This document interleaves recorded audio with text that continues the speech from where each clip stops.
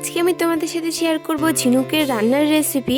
আর খেতে কিন্তু খুবই সুন্দর হয়, আমাদের রাজবংশীদের মধ্যে খুবই একটি প্রিয় খাবার। গুড মর্নিং সবাইকে, কেমন আছো তোমরা সবাই? আশা করছি সবাই ভালো আছো, আমিও অনেক অনেক ভালো। তো সকালবেলা যা যা কাজ ছিল সব কমপ্লিট করলাম। আমাদেরকে তো ভিডিও শুরুতে বলেই দিলাম যে আজকে আমি ঝিনুকের মাংস রান্না করব। তো আগে আমার যা যা সবজি লাগবে সেগুলো আমি আগে কেটে নিই। প্রথমে আমি কিছু লাউর ডগা নিয়ে নিয়েছি। এগুলো কিন্তু অন্যরকম ভাবেও রান্না করা যায়, কিন্তু আমি এইভাবে রান্না করি কারণ আমি মাকে দেখেছি যে মা এইভাবে রান্না করে, খেতে খুবই সুন্দর। আর লাউয়ের ডগা খেতে আমার ভীষণ ভালো লাগে।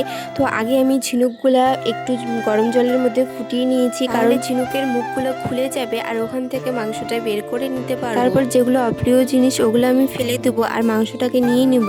এগুলো না অনেক ভালো করে ধুয়ে নিতে হয় কারণ অনেক নোংরাও থাকে। তারপর নুন দিয়ে এটা ভালো করে ধুয়ে নিব যতক্ষণ না নোংরাগুলো পরিষ্কার হয়ে যায়। তোমরা কি জানো আজকে আমি ঝিনুকের মাংস প্রায় 3-4 বছর পর খাচ্ছি। কারণ মা যখন ছিল তখন আমাদেরকে রান্না করে খাইয়েছিল, তারপরে মা চলে যাওয়ার পর আর খাইনি, কারণ আমি জানি আমি হয়তো পারবো না রান্না করতে, কারণ এগুলো অনেক ভালো করে পরিষ্কার করে নিতে হয়। যখন চলে যায় তখন তো প্রথম আমি রান্নাই করতে পারি। আর এই 3 বছরে আমি সব রান্না শিখে গেছি, তাই ভাবলাম যে থেকে ঝিনুকের মাংস খাওয়াও হয় না, তাই বাবাকে বললাম কালকে যে বাজার থেকে নিয়ে আসতে। তো বাবা বাজার থেকে কালকে নিয়ে আসছিল। তো ঝিনুকের মাংসগুলো ধুয়ে নেওয়া হয়ে গেলে তারপর কড়ার মধ্যে তেল দিয়ে ঝিনুকের মাংসগুলোকে ভেজে নিতে হবে যতক্ষণ না সোনালি রং হয়ে আসে। ভেজে নেওয়া হয়ে গেলে তার মধ্যে আবার কড়ার মধ্যে তেল দিয়ে তারপরে বেগুন আর আলুগুলোকে একটু ভেজে নিতে হবে। এবার টমেটো দিয়ে দিব আর দিব নুন আর হলুদ, একটু ভাজাভাজি করব। আর ভাজাভাজি হয়ে আসলে তারপরে দিয়ে দিব লাউয়ের ডগাগুলো। তারপরে আবার একটু ভাজাভাজি করে নিব।